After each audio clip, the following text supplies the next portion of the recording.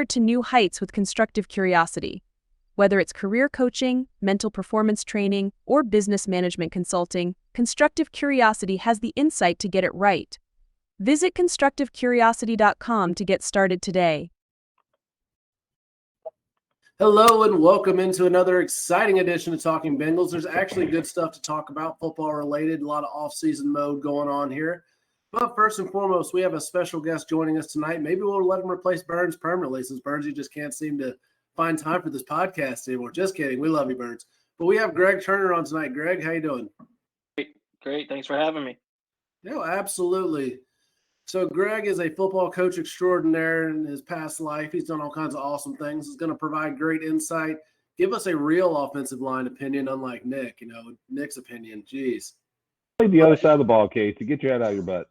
I don't remember. I don't know. That's been like, a decade plus. Leave me alone. Anyway. We're going on 16 for you, buddy. Hey, I'm old and I know it. It's fine. Jumping into the good stuff here. So, Josh, get us started with the Combine review. All right. So, the Combine, sorry, I'm losing my voice a little bit tonight, so it's going to be a little bit of a struggle, but let's go ahead and just power through. The biggest thing for the Combine really is going to come down to the interviews. I mean, they met with a bunch of offensive linemen. And let's just hope to God they don't pick an offensive lineman in the first round, because the Bengals have never had any luck doing that. But they met with a guy, probably the coolest name in the Combine right now, Chop Robinson. He's a defensive edge rusher, I'm sorry, from Penn State. I think he could be a good pick. You got Brock Bowers. If he drops to the Bengals, they're pick 18, 16, something like that. I can't remember. 18. If he ends up somehow sliding down to 18, it's almost a no-brainer. The Bengals need a quality tight end, and I feel like he's going to be the best option. I don't really know if I see him falling that far in the draft, though, but if he does, that would be a great pickup. They also have another tight end on their radar, Jatavian Sanders. Then they also looked at a couple wide receivers. Another Texas wide receiver has got some big old speed. I don't know if it's going to do anything. Hopefully they learn from their previous record-breaking bust. But that was Xavier Worthy, but they've got a lot of offensive linemen that they met with. Again, let's just hope that they've learned their lesson. But I'm going to pass it off to Nick. Yeah, I'm going to cover some headlines because Burnsy skipping out on tonight. Before we get into the headlines, I want to ask Greg's opinion on something. Well, go. What's your question, Casey? So we all know how the John Ross debacle ended up. So do you think this guy would be worth taking in what round if he's still there? So, actually, as soon as he ran that 40, as soon as he got done, the official time came out, I messaged Burns and I said, smells like John Ross all over again. It doesn't. It sounds like your audio's having trouble all over again too, man. So you got to get that quickly adjusted as Nick covers some headlines. Yeah, I'm going to cover some headlines real quick. We'll come back to the Combine, obviously part of the headlines. My favorite person, of course, sarcastically speaking, Frank Pollock says that the right tackle situation is not ideal. That's one of the most John Madden comments I've ever heard. Marcus May, released by the Saints. Kind of a question mark. Is he worth getting to play safety? I don't know who he is. I'm going to say no. Not a bad player. I mean, I want to go back to Frank Pollock real quick. Frank Pollock, is he John Madden, but without the head coaching, chops? Because if you think about it, he also said there's only, we're not going to say how many blue chip players are in this draft, but there's 12 guys that we've been looking at. Well, okay, well, then you think there's 12 blue chip players in the draft. I don't know how he could be less obvious about what you're saying. Frank Pollock, I just don't think he should be allowed to do interviews. He is Phil Castellini for the Reds. Just don't let him talk to the media because he sounds ridiculous. He doesn't make any sense. And he's going to give away some kind of secret. Yeah, Burrow's going to throw the ball a lot on third down, and it's going to be these kind of plays. Oh, whoop, yeah. I don't know. I was supposed to say that. But, oh, gosh, Frank Pollock. Frank Pollock is more like a John Madden, but not as good by like a lot. Sound assessment, Nick. Sound. Yeah, that's Well, my, you are the John Madden of this podcast, so there you that's go. my solid professional opinion there. Greg, how's your audio sounding? I don't know. How's it sounding? It sounds good. So back to the Nice. combine. Casey, what was your question again? So the question was, is this guy John Ross 2.0, like you mentioned? We heard you say that. In what round would you draft him in? I would say definitely John Ross. Definitely, I think so. I mean, if he's there, probably 4th, 5th, possibly. I think there's other wide receivers out there right now that you could take high. That probably wouldn't be a bad thing. But I'm gonna piggyback off Josh here. I think if you take, a Brock Bowers or the cat out of Texas, and there's another kid, that kid out of Florida State. I mean, that takes care of possibly your Tyler Boyd situation if he leaves and we don't re-sign him or anything like that. So I don't know. I'm a big tight end guy right now. I feel like the game is shifting that way through offenses. So I'm all about Brock Bowers if he's there. Oh, so that makes me nervous. The tight end first round, we talked a little bit about it last week. But then again, what do the Bengals draft well in the first round? I mean, unless it's Burrow, Jamar Chase. Quarterback. Yeah. The last few tight ends we drafted haven't panned out very well either. Jermaine Gresham, Tyler Eifert. I mean, Eifert could have been an all-pro. His injuries killed his career. Jermaine Gresham, I still have nightmares with that guy fumbling the ball in so many games where it mattered. And he just could not hold on to the ball. Golly. So Game-killing penalties is his biggest thing, too. Game-killing penalties, fumbles at ridiculous times. So I don't know. I mean, I'm not sure what position I would say is a safe one for the Bengals to draft. But we're not getting into draft talk this week. We've got to save that for a little bit later. Nick, what other headlines you got? Zach Taylor talking about 2023. When you go 9-8, you can't walk away from feeling like anything is good enough. Have to reevaluate and get a little uncomfortable. I like that. Yeah.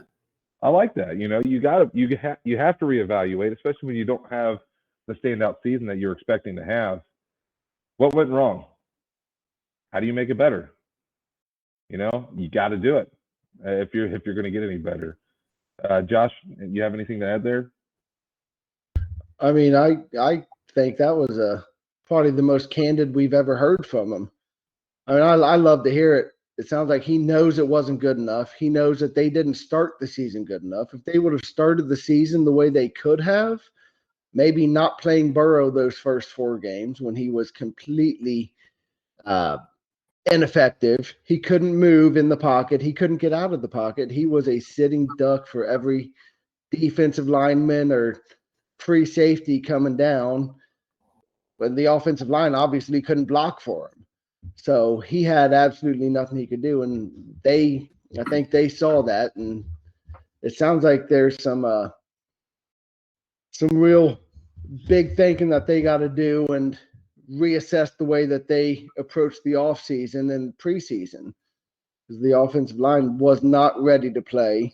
Burrow was not ready to play. The team as a whole was just completely in over their heads and coaching staff. But I'll go ahead and pass it off to Greg. Yeah. Joe Burrow, definitely. I would, him having a healthy offseason is going to help us tremendously. And with Zach saying that, shows that he cares. I feel he cares anyways. I like Zach as a coach. Urgency is a big thing to him. It seems like making everybody happy. So I guess it's just we'll see how everybody does through OTAs and everything like that. And I'm super glad he's saying what he's saying. Makes me feel okay. I found a couple interesting interviews there from the coaches and Duke Tobin, of course, as well. So I thought it was kind of funny how Duke Tobin basically walked around Dax Hill and was like, well, we're going to find a spot for him. We're not sure what that spot's going to be. That's up to the coaches. But he's so versatile. So basically so many backhanded statements about Dax Hill. That cracked me up. So we'll digest that in a second. But the other one that seemed to be a consistent message all the way across was the Joe Mixon farewell tour. This guy has meant so much to this team. This guy has done great things for this team, not will do or is a part. It was all past tense. So I'm going to be very surprised if Joe Mixon's back. So, Greg, I'm going to throw it right back to you. Which one do you want to pick? Joe Mixon conversation or Dax Hill? I'm gonna go Dax Hill. All right, go for it. I don't think he's a safety. I know that's what he came in for, but I don't think him as a corner to me would be a lot better. Matching him up with somebody, since we play a lot of nickel, a lot of man, not last year, but I think that'd be a lot better for him than trying to play deep or trying to come down, and make a tackle. But I would like to see him shift a corner. But he's an athlete. Don't get me wrong. You know what I mean? He's a heck of an athlete. I like the kid a lot. Michigan, go blue. So, Yeah. I'm excited, man. You know what I mean? I like him. He's young. He's talented. There's just room for improvement, and that's all you can hope for, really, in the secondary as of right now. It's going into his third year. Year 3. So I think this. Who knows? Maybe that talk's good for him. Talking him up a little bit, make him step up for it. Well, if he stays at safety, you got to get an insurance policy. Yeah. I know Nick will get into that a little bit more when we get to free agents. But since you're going to talk next with free agents, Nick, I'm going to kick the other question to Josh. Joe Mixon, thoughts on his farewell tour, as they're dubbing it. Well, I think they set themselves up pretty good. We all love Joe Mixon. He's definitely slowed down as he's gotten older. There's a lot of tread that's been burnt off of them tires. I mean, it's obvious. He's slowed down a step. He's had a little bit more trouble breaking away from tackles, especially 2 years ago. We noticed some big issues. But this past season, I feel like the offensive line might have done a little bit better, and he might just be that kind of running back at this point. He needs a good offensive line because he's not able to carry the team. Because for the first 5 years of his career, it was him just beating up everybody because his offensive line couldn't do anything to help him. But of course, that's going to wear on you. It's going to shorten your career, and it seems like it's really caught up with him. We love Joe Mixon. His off the field issues just recently. It seems like it was nothing really that he did, but they seem to want to keep him in the headlines. But if he comes back, it's going to be at a huge discount, and he's going to have to take a lesser role. And I don't see it at this point in his career. I see him wanting to try to make some money to finish out his career. So he's going to be a starter someplace else. It's just not going to be for the Bengals. We've kind of already moved on to Chase Brown, and maybe drafting somebody else in the later rounds of this year's draft, and we'll see what happens with that, but we'll get into the draft later. Go ahead, Nick. So before Nick gets started, hopefully this is the last time we talk about Joe Mixon until he's officially released. And I said, I'm a Joe Mixon lover. I'm not a hater. He's done great things. But this is like T. Higgins a few weeks ago. We're like, oh my gosh, just tag him already. I'm tired of talking about it. We'll do a whole farewell episode for you, Joe, and you get cut, and we'll give you a nice long segment. But until then, we're banned from talking about you on this podcast. Nick, go ahead. Yeah, just a couple more headlines. I'm going to save two for last. Deontay Johnson on the trading block. Honestly, who cares? Hurst and Uzama both released and are their free agents. I honestly, if you're going to take either one of them, I don't think anybody can disagree with what I'm going to say. Bring back Hurst. But I think that if you can get a Brock Bowers in the draft, about them. Defensive tackle, Brandon Fisk. And linebacker, Peyton Wilson. Wide receiver, Brian Thomas. And then Tanner Bortolini, offensive line, and also Frank Crum as an offensive line. I mean, those are, decent players, but I mean, right now we're just giving out, what do we think? And really, what do we know what the Bengals are actually going to do? because God only knows. I don't even think they know what they're doing yet. Players definitely not coming here. Mike Evans, Calvin Ridley, Justin Jefferson, and Jason Kelsey. Let's just get that out there. We know, guys. We know they're not coming. It was just fun to talk about. They're killing my rumor segments here. Come on now. But one thing, T staying or being traded, I'll talk about that a little bit. He's staying for at least a year. Get it out of your system. We tagged him. He's going to stay for at least this year, and figure out what the contract's going to look like after that. Essentially, after this upcoming year, they'll restructure what Burrow has, so that way they can make sure they keep the necessary weapons to continue success. So that's what's probably going to happen if they were smart. If they're being past Bengals, they'll trade him now to try to get something else, and that'd be stupid. So I think we killed the whole T. Higgins topics last time. So I'm going to go ahead and just start with the new kickoff rule. Kind of sounds like we're going backwards when it comes to special teams. Why are we going to tell the other team that we're going to do an onside kick? That ruins the whole point of it. It's already a low percentage play, like very low percentage. It does not succeed very often.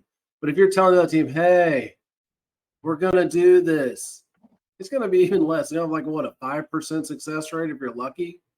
I mean, so many things have to go right for that to ever work. And if you tell the other team, it's like, hey, guys, we're going to bunt on this play. just bring in your fielders and get ready for your coverage. Okay. Yeah, no. Football's getting soft. And the NFL is beginning to seem like the NBA. And if you like the NBA, my apologies. But I'm not really a big basketball person. But the NBA, not going to apologize for that. It is the softest professional sport. It makes soccer look tough because these guys can literally travel as far as they want to, do whatever they feel like. There's nobody's calling fouls, or if they do, you have 7 of them to burn. Well, the NFL is getting to be that where it's just not fun to watch. I mean, you're going to make it to where defensive backs can't play defense. Nobody can tackle, hip drops, and all this other crap. I get it. You want people to be safe. I'm not saying they shouldn't be safe. But how do you expect someone to tackle? It's not like the horse collars where you are purposely ripping people down from behind. Like you just tackle somebody, and if they fall on their hip, sucks to be you. There's no other way to say it. So this kind of rule change, it's making football hard to watch. It really is. I don't understand. I pontificated enough. Somebody jump on. Who wants it? Go. Hip drops even started because they took away from tackling up high. Nobody teaches proper technique anymore anyways. It's not stick and drive. It's hit and drop. So it's going to happen. And when you got dudes who run 4.40s, what else you going to do but roll? Oh, yeah. You know what I mean? And onside kicks, I mean, best time to run onside kicks is to start the game anyways, in my opinion. So I can't surprise anymore. Gosh, We're not playing Madden, Greg. Come on now. Hey, buddy. I want a lot of football. NFL blitz. I want a lot of football games onside kicking into halftime. That's all I'm saying. I will say I know how dangerous onside kicks can be even back in high school. I know I'll shout out Rob Damasco. He saved my life against Dixie when I recovered that onside kick. I wish I still had the video for that. I mean, that was awesome on him. But onside kicks, they can be very dangerous. I'll give the NFL that. But football's dangerous. You're literally causing collisions between two people who run faster than most other athletes across all sports. And not only that, but they're also very strong. Like, they're intent on being more physical than the other person. How can you make this any less dangerous than what it already is? All right, it's like saying in hockey, you're going to play hockey, but you can't use a stick and you can't use ice skates. Right? We're not going to use a puck because it's too hard. You know, like, no, like it's the game. It's the way that it's played. Let it be played. Right? You don't like it, don't watch it.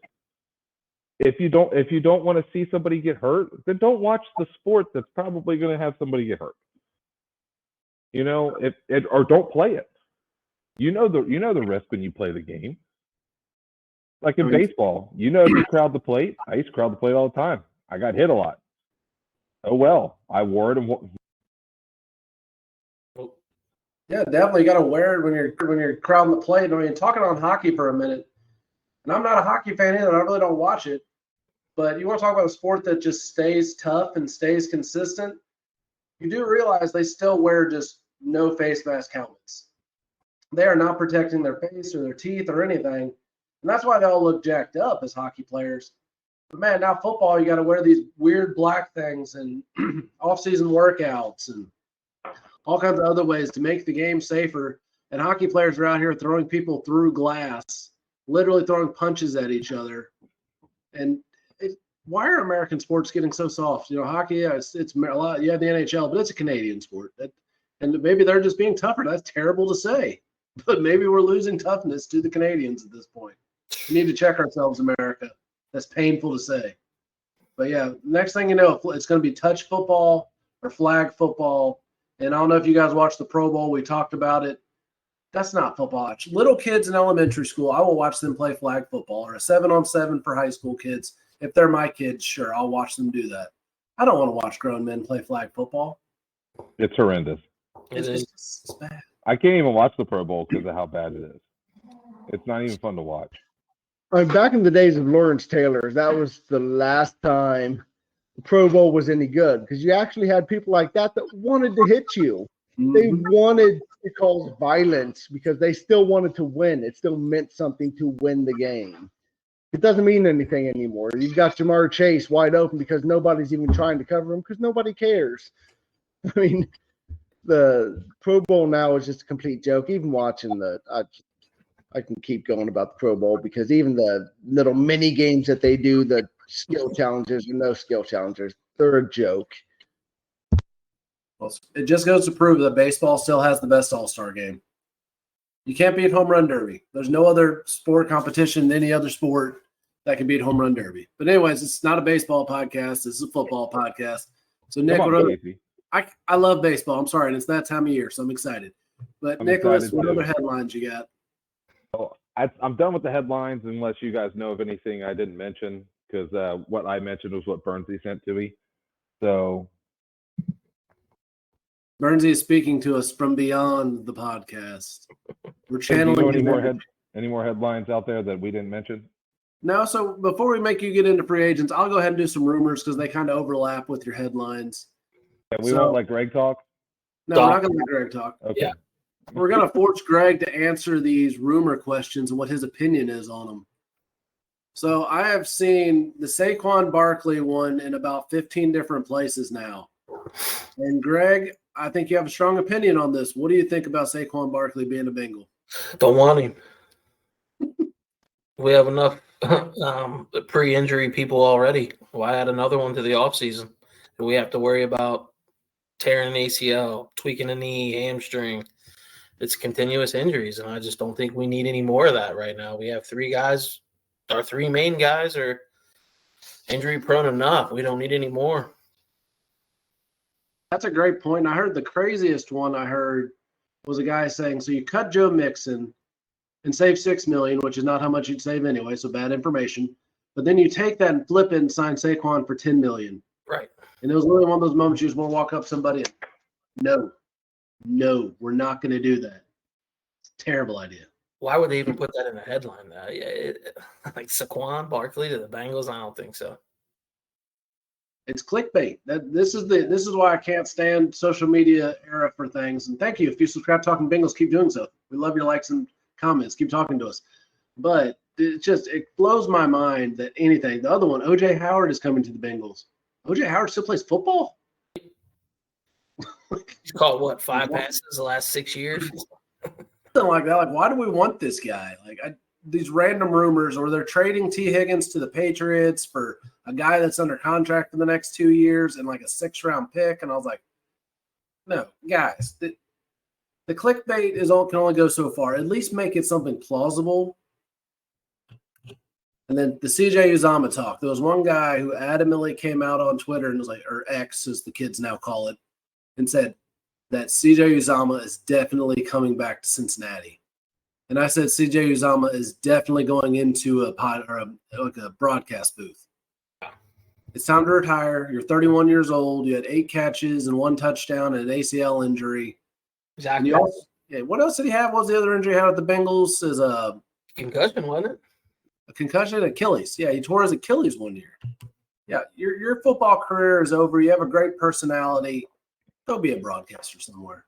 We'll take you for Roller of the Jungle one week. Yeah, that'd be fun. I mean, Nick touched on it a little bit earlier. Hayden Hurst. So, Josh, do you want Hayden Hurst back? Yes or no? I would be all up for that. They currently do not have any tight ends under contract, as far as I know.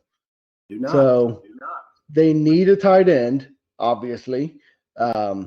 Need to draft a tight end because you need someone young who you can control for a few years. Somebody quality, not somebody like a Irv Smith. But I think Hayden Hurst, he was perfect for the Bengals. I mean, he had the will and the size, and he was able to hurdle people. He was perfect. So I would be all up for bringing him back for one more season at least. I agree. I like that pick. So has anybody else heard any fun rumors as they're on the social medias and looking at all the things that these youngins talk about? No. Yeah, perfect. So that covers the rumors for this week. And, all rumors are just rumors except for the ones that are true. So there you go. All right, Nick, free agents. All right, free agents.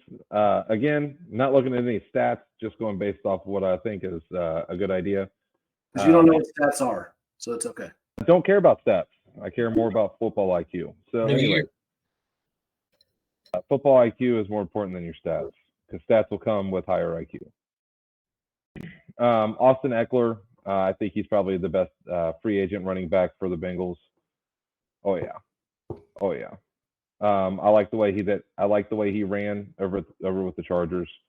I think the problem with other free agents like Derrick Henry. I don't think Derrick Henry would fit in with our style of offense. He wants to run more north and south. We run zone reads. Eckler fits in better with that. Hang on to that because I'm coming back with that in the offensive line part. And why would we get Saquon Barkley to get more of the same with Joe Mixon? Or just pay more money to get exactly what we already had.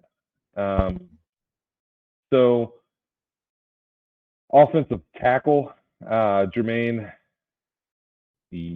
Munir, however you say his name, from the Raiders. He's the guy who said the really nice things about Burrow.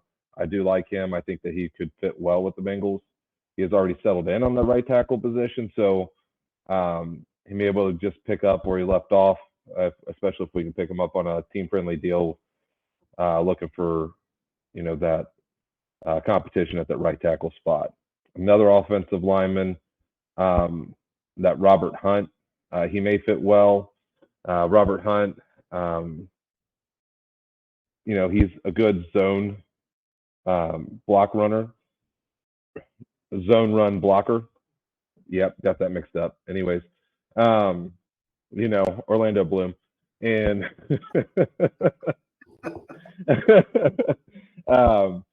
so he's a good zone run blocker. He's worked out real well where he's at. If we continue to call these zone runs for some reason, bringing Hunt was definitely going to help with this blocking scheme. Along with firing Frank will help. And then also, Hunt can also play at a guard position on top of playing on that tackle that we need. So he may be also another good pickup if we can get him on a team-friendly deal. Edge rushers, I think a good free agent that might fit in well with our defense.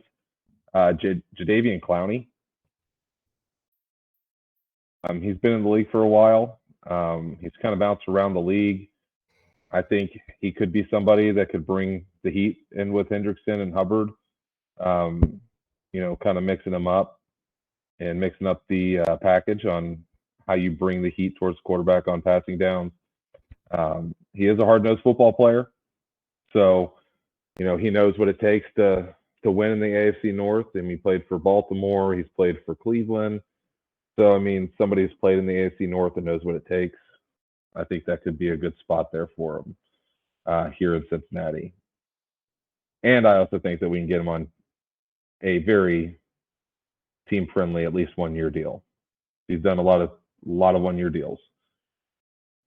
Defensive tackle. I'm sorry, this is my favorite free agent player, Chris Jones with the Chiefs. I think he would be able to replace what we're going to lose in DJ Reader.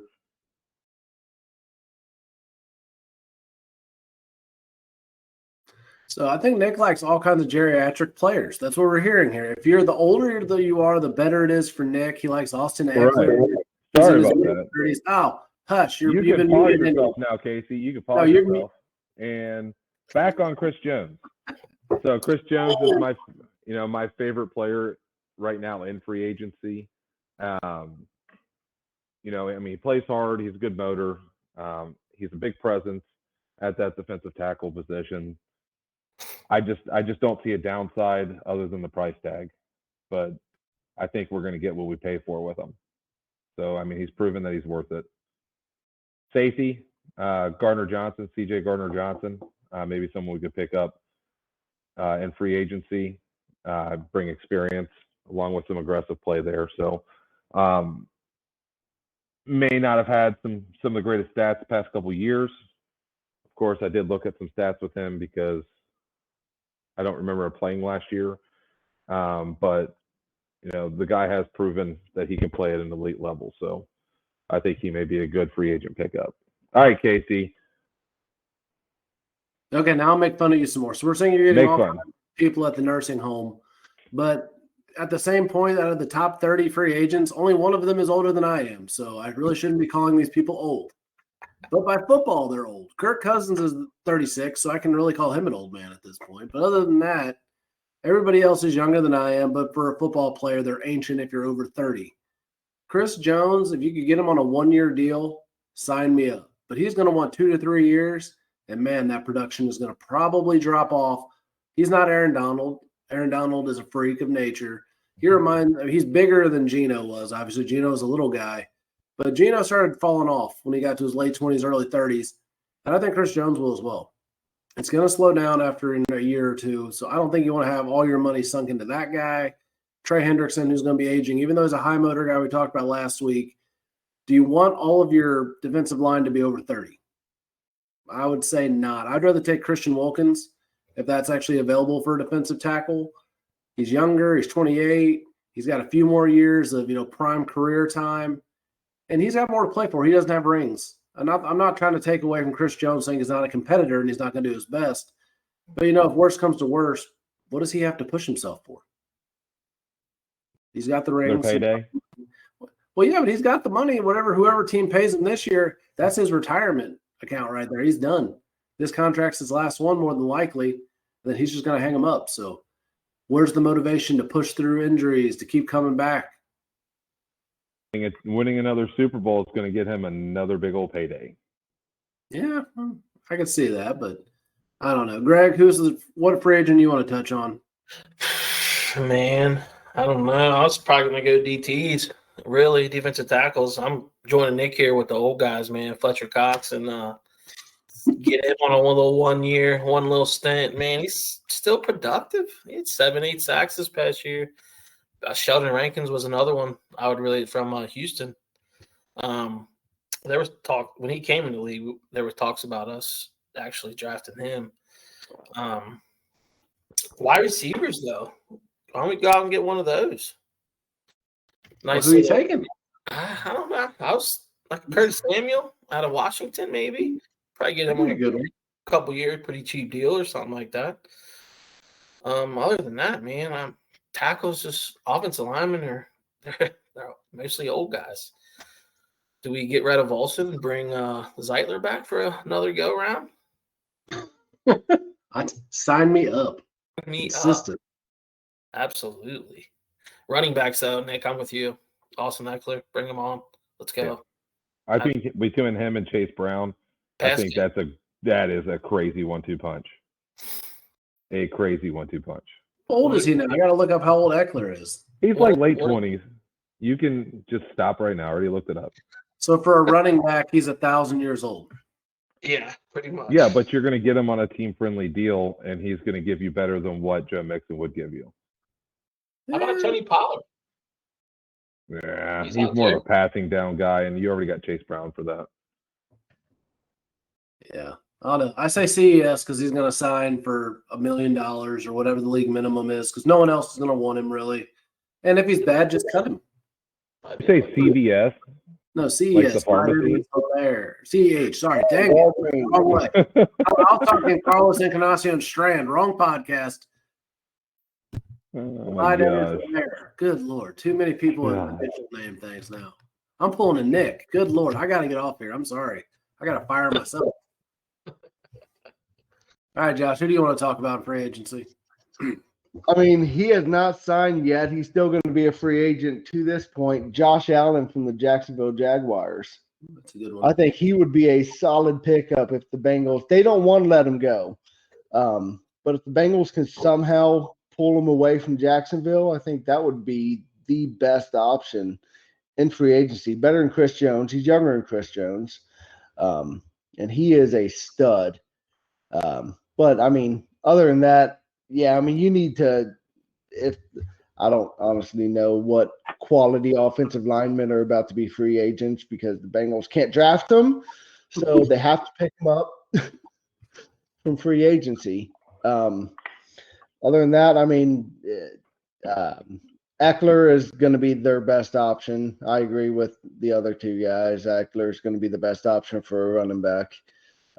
They just drafted Brown, so Brown's going to be, I think, their speed guy. He's going to be the I mean, if they can get Eckler, then, I mean, having him and Chase Brown is going to be like when Pollard and Zeke were together. They had the 1-2 punch of them two guys, and it was dynamic. It was hard to defend because you never know what you were going to get on each down. So I think that would be a good option. But, I mean, with the salary cap going up $30 million, it kind of frees up a lot of things that people didn't expect.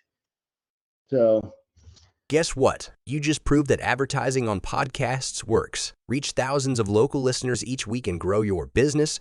Reach out to Talkin Bengals today to find out more by emailing talkinbengals@gmail.com. I just really hope they can get a good defensive tackle. Offensive line, maybe having another year under the belt for all five of them in their current positions might be a good thing.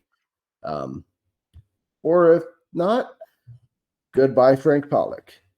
Want Jonah back? Is that what you're saying? I don't want him back, but I don't really know who's going to be better in free agency, and I just Come out of retirement. I don't know.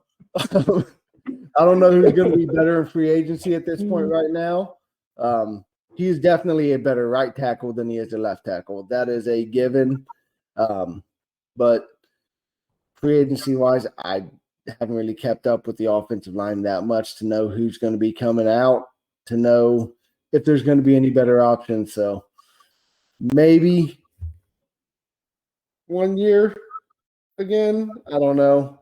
I'm probably going to second guess myself, but try it again for 1 year in the current positions. He's going to get too much money. Mekhi Becton's a guy I'd like to see him bring in. He's a little bit injury prone, but he's a good quality tackle. If you get him, you're going to have to bring in a draft pick that can be developed behind him so he can get ready to play in case he gets hurt. But if you're talking about a quality guy that's not going to break the bank, I think he's someone to look into. But he's going to develop him. Frank Pollock, he's done so good so far. Pass game coordinator they just brought in, who's actually an offensive line coach in disguise.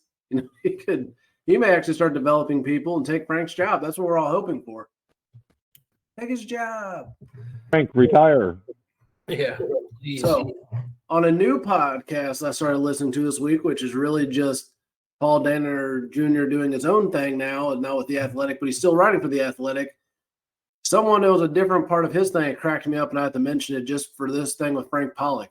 Somebody said they would give literally anything for a member of the media to ask Zach Taylor in a press conference, why he hasn't fired Frank Pollock. And the going price at that point was $2.5 million is what Paul Podium Barry- Automotive is a proud sponsor of Talkin Bengals. In Greater Cincinnati, it's Podium Automotive for all your auto needs. Skilled technicians, quality service you can trust, and fair prices. Tell us Talkin Bengals sent you and get 5% off all services. Schedule your appointment today on Facebook at Podium Automotive or call 859-869-0097. said he'd need $2.5 million, but he would also prep Zach Taylor beforehand and would have to have the check in his hand and cash before he do it. Because that's going to end your career as a reporter right there. You're done. Press credentials gone. Worth it. And that's why none of us are sports reporters. So there you go. I'd do it for free. Just sneak in and say, hey, Zach, why is Frank still around? And this is why we don't have press credentials yet. But moving into other fun issues here. So a topic we're going to be talking about for Who Dey history is the answer to the question we made last week. Who did the Bengals draft over Jerry Rice? And we got quite a bit of information and responses from people. And there was way too many people that responded with the correct answer to name all of them. But it was Eddie Brown. And for those there were some people offended that we put down the name of Eddie Brown, and we're very sorry about that. He was a fantastic Bengal. But, looking at who Jerry Rice ended up being, and nobody would have called it. That's one of the biggest trends we saw in the comments section was nobody would have respected that pick if you took Jerry Rice over Eddie Brown. And so we'll get into Eddie Brown a little bit, and then we'll talk about some of the fun comments that we ended up having. So, Greg, what are your thoughts on Eddie Brown? Well, the little research I did on him, he had a pretty good career, I guess. I mean, it's a safer pick out of Miami than Grand Valley State. So I guess I can see why. But I mean, he had 7 good years, really. I'd like to know why it was cut short, but I mean, he was good. I liked him there. So, Josh, what are your thoughts? I mean, in terms of the draft position, sometimes, as we all know, sometimes depending on where you're drafted, like what team you go to, could depend on how much success you have. I mean, do we know if Patrick Mahomes would be as successful with a different coach than Andy Reid? Because Andy Reid is a heck of a coach. Maybe he has somebody who doesn't quite match his style. That could have been the same thing with this, even though Eddie Brown had a very good career. In those 7 years, he's got 6,134 career yards. One season, he had 1,273 yards. That's 24 yards per reception. That was a solid year, and that was also that was a Pro Bowl career. I'm looking at stats, obviously, Nick. I'm just going to tune me out. It's okay. I have hair, so it's all good. We even out. They've got him compared to Lance Rensel and Des Bryant, which when I was looking at the highlights of him earlier today, I did actually see a lot of things that did kind of remind me of some Des Bryant stuff. The yards after catch, the way he ran, the way he caught the ball. I mean, he was a solid player. I obviously wasn't around in this to really pay attention to him when he was retiring in 1991. I was 2 years old. So I wasn't really paying attention to what he was doing. But he was a solid player. Go ahead, Hoop. Yeah, so back when Casey and Josh had hair, Eddie Brown was still playing, and I didn't have hair too. Yeah. Anyways, I mean, you have a solid career. Eddie Brown had a solid career by anybody's standards. Nobody knew, Jerry Rice coming out of where he came from, that he was going to be that good. I mean, Jerry Rice. I mean, the best receiver that's ever played the game. And it hurts to say it, but just look at the way he played. I mean, he could get open, triple covered in a phone booth. He could make catches that nobody else could make. Sounds a lot like what Chad Johnson says, but Jerry Rice did it for a very long time during a very hard period to do that in as a receiver. You know, it was a very run-heavy game, and Jerry Rice was able to do that. Now, Eddie Brown, same story. He only did it for 7 years, though. So, I mean, when you have a 7-year career that looks like that, that's a pretty solid career when you're talking about NFL. So, props to Eddie Brown. Yeah, we could play shoulda, woulda, coulda, but, you know, we were just simply trying to have some fun, do a little trivia. We weren't trying to, oh, we should have gotten Jerry Rice. Like, no, guy. I know in 1987 you were in the teenage wasteland and everything, buddy, but Whoa, don't throw my guy under the bus. That's a different guy. Slow down. Some respect for this guy's name. There was a couple people in my life that didn't even have a thought about me yet, and so some people in this podcast don't remember him, namely all four of us. So, yeah, I mean, but Eddie Brown, look at the highlights and looking at his career. I mean, that's a respectable career, if not a great career, more than you can expect coming out of, you know, going into the pros. I mean, people forget, especially us, because like you mentioned, none of us were born yet. But the 1980s, the University of Miami was just absolutely dominant. They were the biggest powerhouse in college football. They played it a way that nobody had ever seen before. They were smash mouth.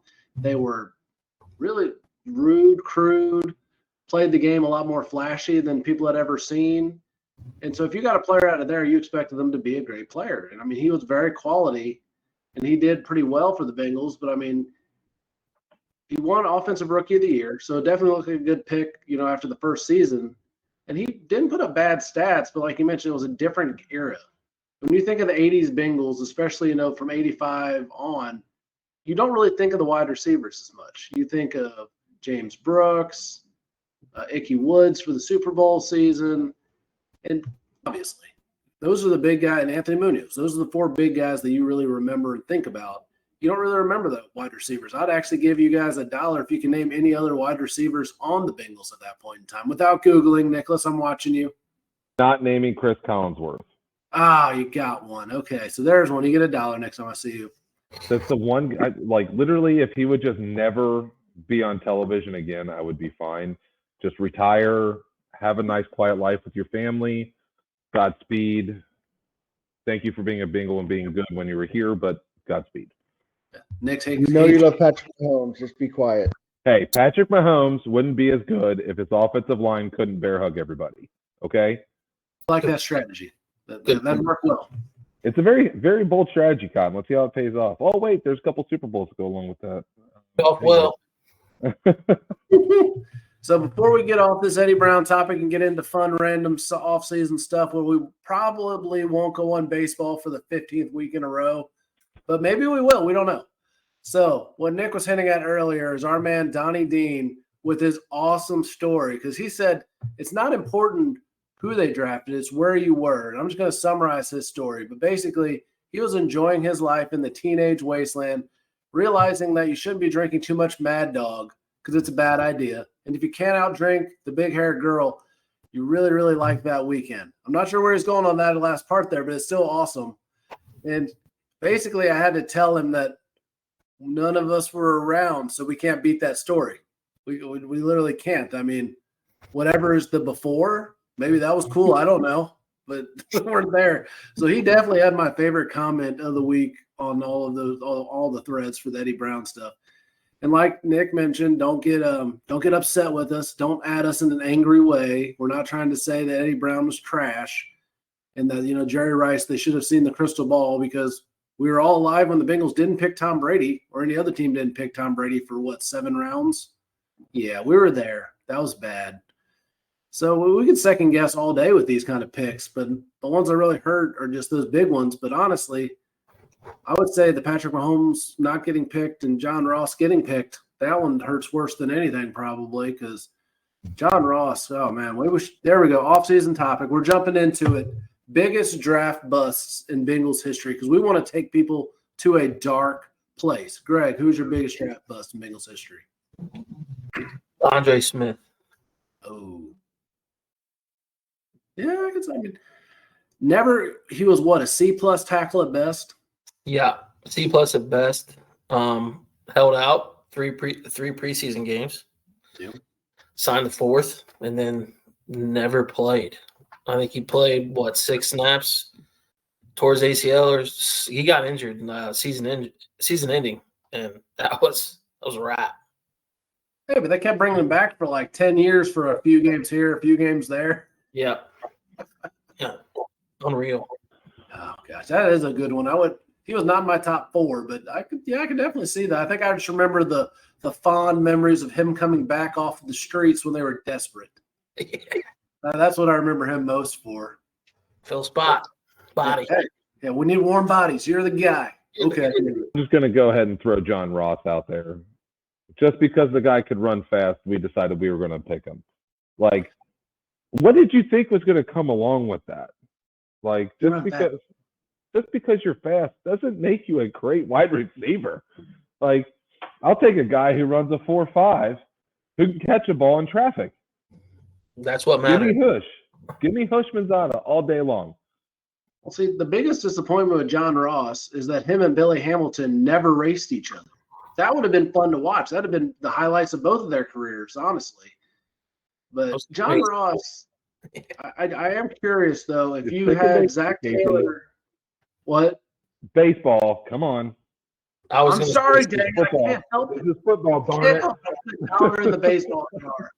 Anyways, if we had Zach Taylor as his coach as opposed to Marvin Lewis when he first started, I wonder how that would have panned out. Maybe it wouldn't have been great, but I mean, that Seahawks game, Taylor's very first game, John Ross looked like an all-pro caliber receiver. He had several great catches. He was breakaway speed.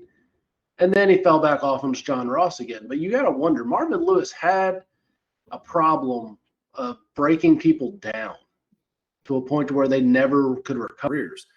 And that's one of the reasons I'm glad he didn't stick around too long into Tyler Boyd's career, is for the point that Boyd got the same kind of treatment as John Ross did. Like, hey, you're a bum. We're going to, you're a healthy scratch and all this. And yeah, maybe you're trying to get maturity out of him or whatever it is. But when a guy comes in as a head case to begin with, that's not the right way to bring him about. So I think John Ross, maybe he could have had a better career if he'd have had a different culture. Like you'll see. Yeah. If you have a different culture, that could make a difference. All right, Josh, who's your biggest bust? I mean, I was already going to say John Ross. I mean, he was the most maddening receiver to watch. He would catch a 50-yard bomb being covered, but he couldn't catch a 5-yard dump off. It made absolutely no sense. And I'm sure, like, as you were saying, Casey, Marvin Lewis inspired no confidence in him. He made it absolutely clear that he didn't trust him. For what reason starting that season, I have no idea. Marvin Lewis didn't pick him. Duke Tobin picked him. But it made it abundantly clear he was not going to be the guy, and he was picked, what? 9th, 5th, 7th, 9th? 9th. Yeah. That was an all-time bust. Picking in the top 10 for a guy that obviously couldn't make it on any other team. Didn't the Chiefs up at one point? Yeah, he basically signed. I think he signed with the Giants for 2 years. The Chiefs brought him in as a practice squad, like a camp body, and he just didn't last. Yeah, he was a bust for every single team. He had the record until this season for the fastest 40 time. And that just shows that's all he could do. 40 time. Should have just been a track star. Probably would have, I don't know, made the Olympics or something. But he's not going to make a living in the NFL. And that was abundantly clear. So I couldn't stand the John Ross pick. I loved when he caught those big passes. But that's not what it is to be a receiver. You got to catch everything that comes your way. And that's why Tyler Boyd actually has had a very good career, because he has, until this past season and, in the Super Bowl, trying to get the first down, do that. Don't do that to us. Come on. I'm doing it to So myself. we're talking about the 2015 Steelers game. I mean, come on. Well, I just Come on. sorry, I had Not some going back. flashbacks and I just got very depressed. Yeah, I'll just give it away because I'm just gonna goodbye. Are you going to talk about Chris Collinsworth? let's not. Oh, Chris Godwin. No, well, one, if you're talking about him as a player, you got to put some respect on that man's name because he was a quality receiver for an 80s receiver. But I'm going to go with actually a few players because you guys left out some really notable guys. So starting with the more modern era, Cedric Ogbuehi, probably the worst offensive line pick they've ever had. The guy never had a quality start. He had a bad attitude. He couldn't play the position. Just terrible. So Cedric Ogbuehi, a guy we mentioned a couple weeks ago, Chris Perry. Sorry, I got to put the blue down there. Right. The guy couldn't hold on to the ball. He had so much talent. Golly, could not hold a ball to save his life. He was the next guy too. Him and Oh, Kenny yeah. Irons. Kenny Irons out of Auburn was. Them two dudes were supposed to be it for the Bengals. I thought he was. When you watched him when he played and played well, he was otherworldly. I mean, Yeah. He was the guy that was going to replace Corey Dillon and be quality. And then Looking for a great book? Check out Once Left the Field of Valor. When Damien Shaw finds a blood-stained envelope after a battle, he is struck by a series of debilitating flashbacks that threaten to unhinge him. The letter leads him on a grueling journey of penance to present it to its intended recipient. This addicting page-turner is filled with action, suspense, romance, and perseverance. It will keep you on edge to the very end and leave you wanting more. Get your printed edition or ebook today on Amazon. didn't really end up happening. He was okay and average, but every time he had a great play, he'd fumble the ball. Yeah. It just blew your mind. And then there's two older, I guess you would say, classic picks at this time from the last millennia. And that's going to be David Klingler. How do you replace Boomer Esiason with David Klingler? Well, that's literally Paul Brown's like dying words to Mike Brown. Don't draft Klingler. And he drafts Klingler anyway. It ended up terrible, just awful, awful pick. But Achilles Smith, or as my grandpa called him, Alkali, because he couldn't say Achilles apparently. But yeah, this is the worst pick in Bengals history, and I got the joy, or not really any joy at all, from watching him play for like 4 seasons. He was terrible. The biggest highlight I remember of Achilles Smith was literally blocking for Peter Warrick on a reverse. As a quarterback, when that's the biggest memory I have of watching you play for like 5 seasons, that's really bad. I mean, really bad. Let's talk about a few more, Casey. Bring them up. Let's go. Let's go down that rabbit hole. You want to just keep going? Come on. How far back do you want to go? Let's do 90s. Worst pick of the 90s. I'll be right back. That's Klingler. It's definitely David Klingler or Achilles Smith because Achilles Smith was 99. So, that's hard. Those two are close. Worst free agent pickup of the early 2000s that we thought was going to be someone big. Worst free agent pickup.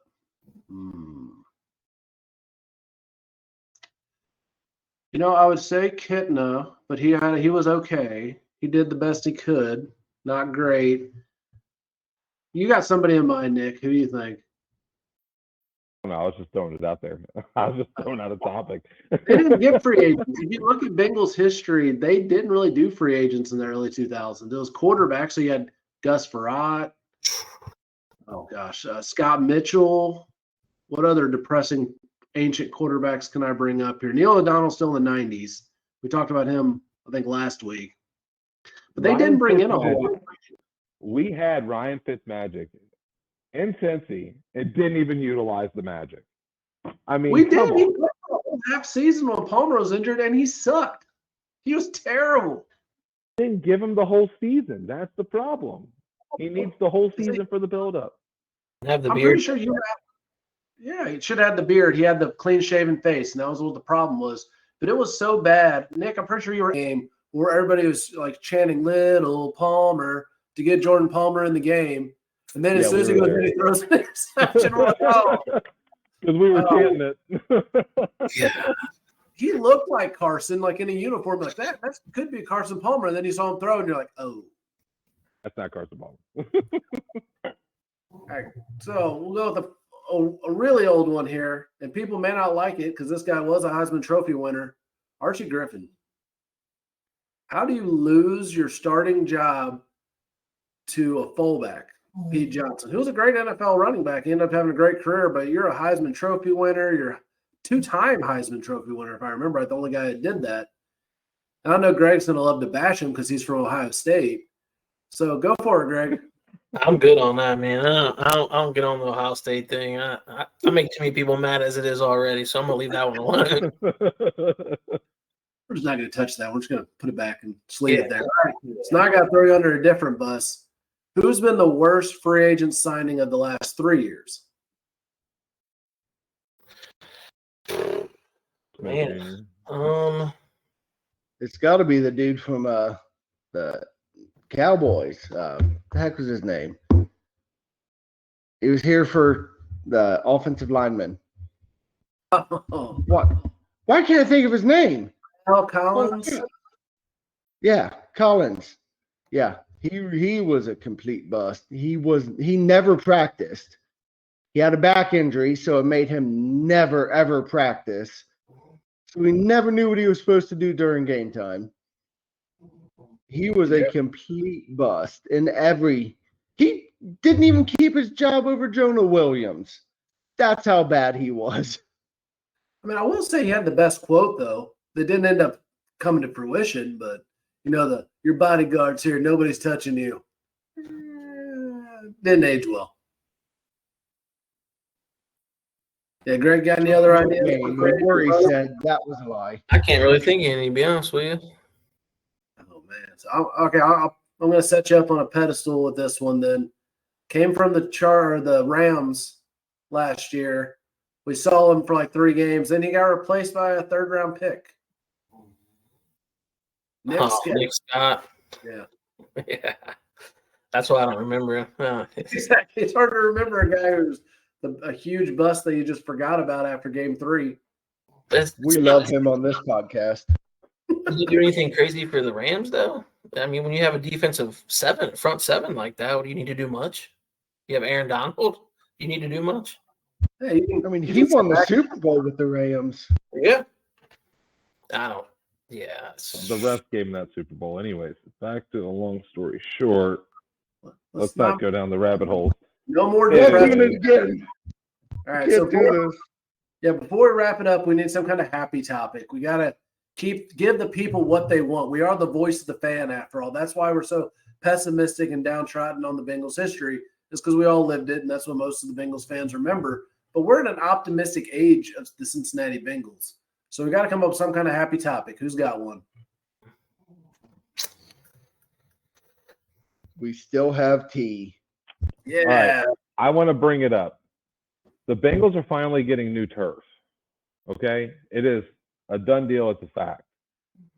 It is about darn time. Right? Literally one of the few fields in the entire league where people consistently got hurt, and they're finally replacing it. Well, that is great news.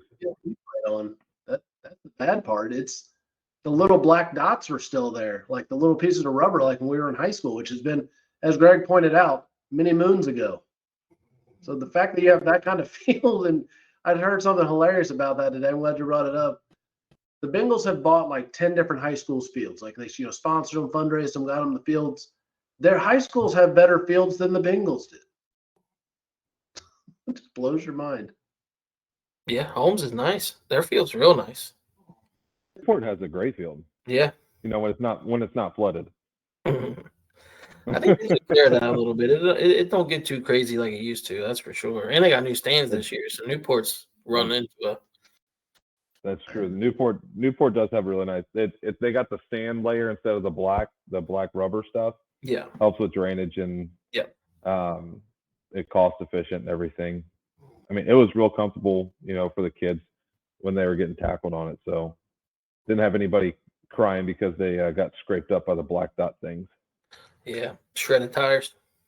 My question is, have any of you guys ever been on real AstroTurf? Oh, and thank God.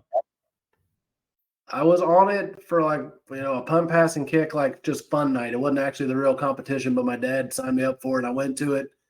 It is literally a concrete floor with a rug over it, an AstroTurf rug. That's all it is. You felt it, and you're like, oh my gosh. People get tackled on this? How are they not dead? Yeah. It was ridiculous. Hey, that was cutting edge. Yeah. Cutting edge technology. Darn kids don't know what we went through as kids.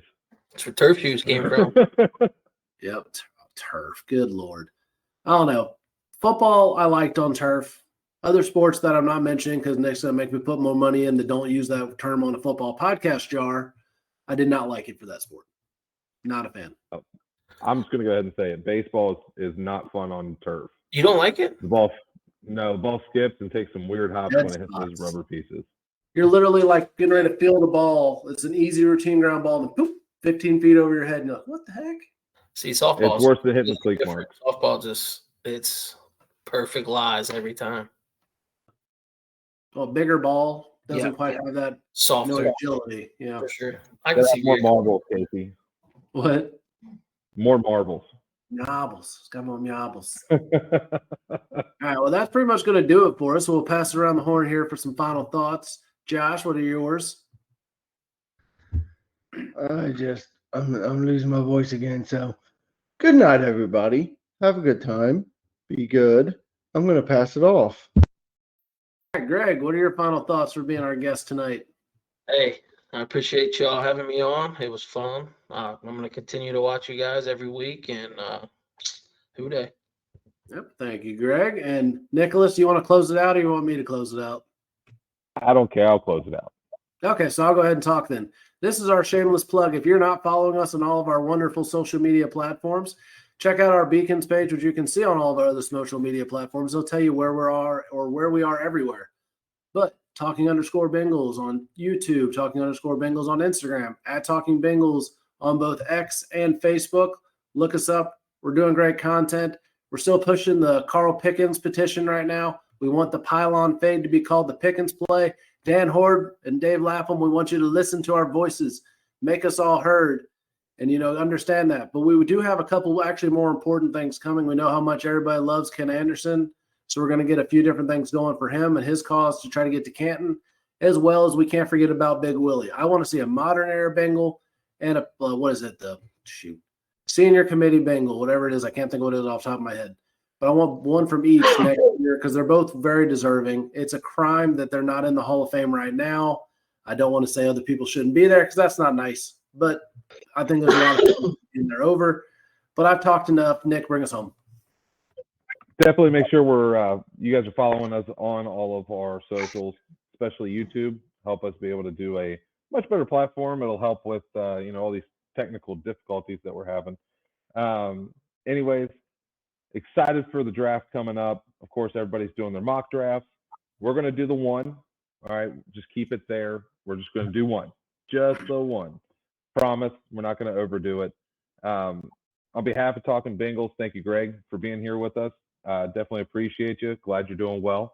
And guys, we appreciate you who follow us. Share us, like us, follow us on all of our socials. Who Dey? Who Dey? Who Dey?